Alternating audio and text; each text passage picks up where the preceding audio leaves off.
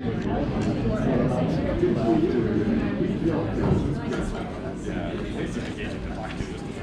right.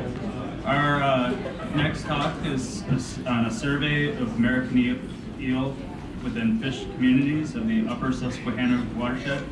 Welcome Kari, Minissale from SUNY Oneonta.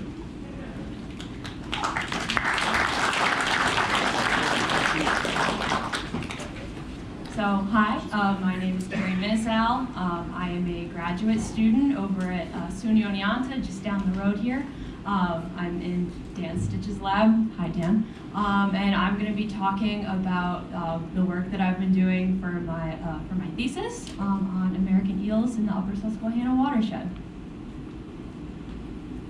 So just a quick outline of what I'm going to be talking about today. I'm going to start out with some background and some history on American eels. And then I'm going to talk about some exploratory survey work that has been done in recent years and that we are currently doing. And then I'm going to talk about where we're heading next in the watershed. So a little bit about the life cycle of the American eel. So they are catadromous. As adults, they migrate from freshwater systems to the ocean to spawn. They spawn in the Sargasso Sea. It's kind of in the Bermuda Triangle, which is kind of cool. It's in the Atlantic Ocean. We don't know exactly where the spawning occurs. But so as adult silver eels, they spawn and then they die. And their eggs hatch into the larval stage or the leptocephalus stage. They can't really do much at this stage besides ride the current out of the Sargasso Sea and towards the Atlantic coastline. They then metamorphosize into glass eels, which have a little bit more power of movement. And these are the two stages that they spend in salt water before metamorphosizing once again into elvers. And at the elver stage, this is when they start entering freshwater systems where they will spend the majority of their life. American eels are kind of long-lived. They live for about 10 to 30 years, and like I said, the majority of this time will be spent in freshwater systems. From there, they go to adulthood, they grow into yellow eels, and then sexually mature silver eels. And once they are mature, in the silver eel stage, they will migrate back out to the sea to spawn, and the cycle starts again. American eels are panmictic, so they are all part of one big happy population. They all migrate back out to the Sargasso Sea. It doesn't matter what freshwater tributary they grew up in, they all come together to spawn. American eels are also highly migratory, which you can see here. This map kind of shows the distribution of American eels. This is where they go from the spawning area. They go all the way down into tributaries in Central America, all the way up into maritime Canada, up towards Greenland. So this is the distribution of American eels within North America and down into the Gulf of Mexico and up towards Canada. If we look at New York, so the yellow splotches are where American eels are native to. Those are the watersheds where they occur natively. And if you look at New York, it's mostly yellow. So American eels occur natively in most of New York. So if we zoom into New York, the yellow lines and splotches and the red lines are areas where historically American eels have been present. This is from known eel catches in the 1930s.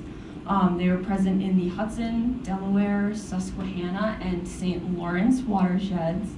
But we are going to be focusing mostly on our home watershed, the Susquehanna. This figure shows New York State Museum data from 1935 through 1997. These are records of American eel presences. After 1997, till about 2016, in this data set, we don't have any records of American eels being present in the watershed, not because they weren't being looked for, but because they simply weren't being found. At one point, American eels made up about 40% of the fish biomass in some of the habitats they were present in, but as of right now, they're at less than 1% of their historic numbers. So they're essentially functionally extirpated in the watershed. Why is that? Dams. We can't even sugarcoat it. The Susquehanna River is dammed from the mouth of the river all the way up to the headwaters here. In Otsego Lake, we have a dam right here by the hospital, right at the beginning of the Susquehanna River. The first several dams most likely have the most severe impacts. That's Conowingo Dam, Holtwood, Safe Harbor, and York Haven. Yeah. They are all pretty large hydroelectric dams that greatly impede both upstream migration and downstream migration of eels. There have been some restoration efforts recently to try to bolster American eel populations within the watershed. This figure here was made by the Susquehanna River Basin Commission. This is total annual captures from elver ramps, which are a form of fish passage installed in dams to try to help those elvers get up and over so they can make their way upstream. Sometimes when these elvers are passing over the dams, they are trapped and then trucked. So different organizations will be given these elvers, and they will take them upstream and stock them in creeks and streams further up in the watershed. SUNY Oneonta was actually a part of these trapping and trucking operations. The last time we did that was summer 2021. We took about 3,300 eels and we stocked them in a creek up here. It was like 1 o'clock in the morning. It was great. So like I said, fish passage such as elver ramps has been installed in dams throughout the watershed to try to assist them in their upstream migration. And then there have also been some monitoring efforts that have been happening within the past few years, and that is where SUNY Oneonta comes in again. So some early work in the Upper Susquehanna. This is Sarah Coney. She's sitting back there. Hi, Sarah.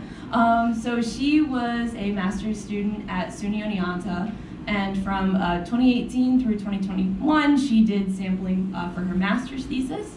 She was a huge part in the stocking operations within the watershed. And then she did electrofishing surveys and crayfish surveys. With the electrofishing surveys, she was looking for American eel to see if we could find them up here. So Sarah got 1 eel at her first site on the first day in the first year of her sampling, which is awesome. There's the eel. It's really cool. And then there were no eels after that for 4 years. Yeah, I'm sorry, Sarah. So this map here, you can see the 6 sites that Sarah sampled for her thesis. The red dot, that red dot up there is right here at the headwaters of the Susquehanna, and that is where they found that eel